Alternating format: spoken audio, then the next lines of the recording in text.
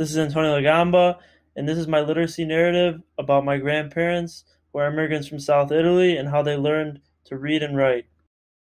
My grandparents grew up in the post-World War II era, which was full of despair, and many families were left in poverty, including my grandparents.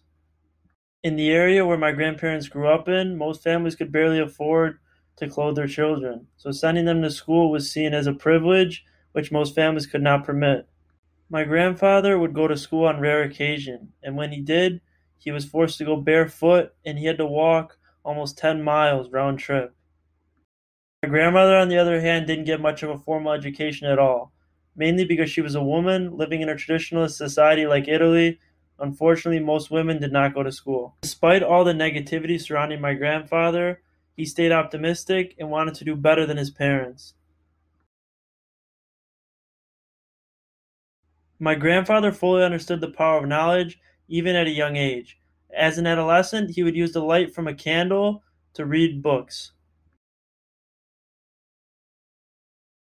My grandmother came from a poor background, similar to my grandfather, but because she was a woman, she even had less of an opportunity at a formal education.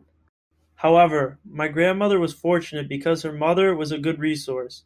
She was able to help her learn to read and write after they finished their household duties in the evening.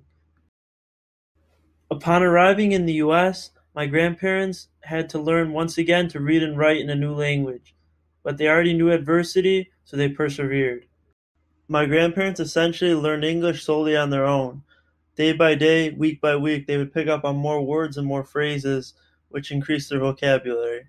My grandparents are an inspiration to me whenever I think where they came from and where they are now. They have helped pave a new life for their family, which is remarkable because of their willingness to sacrifice and not make excuses.